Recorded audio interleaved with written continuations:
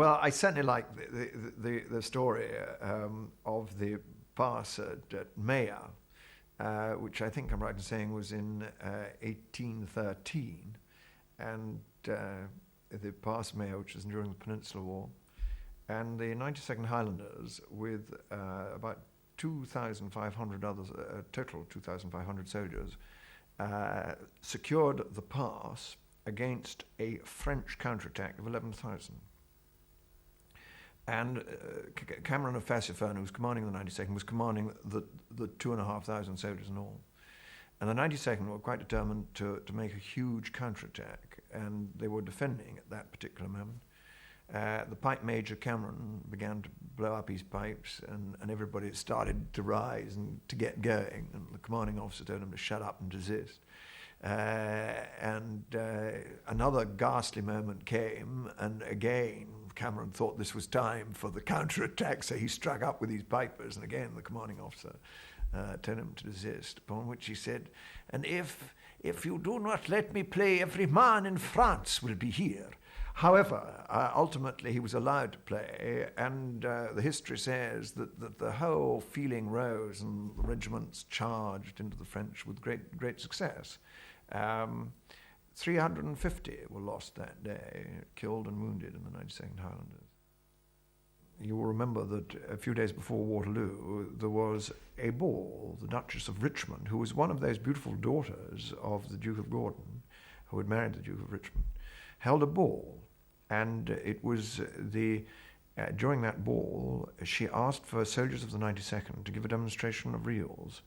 And this little party came in and demonstrated their reels and their Highland dancing. And of course, that night, Wellington was told of the advance of Napoleon and decided that he would have to advance and hold the crossroads at Quatre Bras. And the next morning, early the next morning, all the regiments under his command started moving towards Quatre Bras. And amongst the first there were the 92nd Highlanders, who held actually the eastern part of the crossroads at Quatre Bras, and were under heavy attack for most of the day. And indeed, we lost a very large number of soldiers at Quatre Bras, including the commanding officer, Cameron of Fassifern, whom we've mentioned earlier, who was such a wonderful commanding officer, I think very strict, but a wonderful commanding officer, who'd commanded the regiment all the way through the Peninsular War, and he was killed, actually, that late evening. The regiment, with the rest of the army, then withdrew to the Waterloo position. And we were in Pack's brigade, and the first really strong French attack really descended on that part of the battlefield where Pack's brigade was. Now, in front of them was a Belgian brigade, and the Belgian brigade gave way.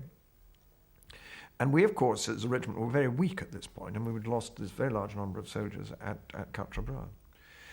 And it was decided that the Gordons were told by Pack to get up and advance towards the French.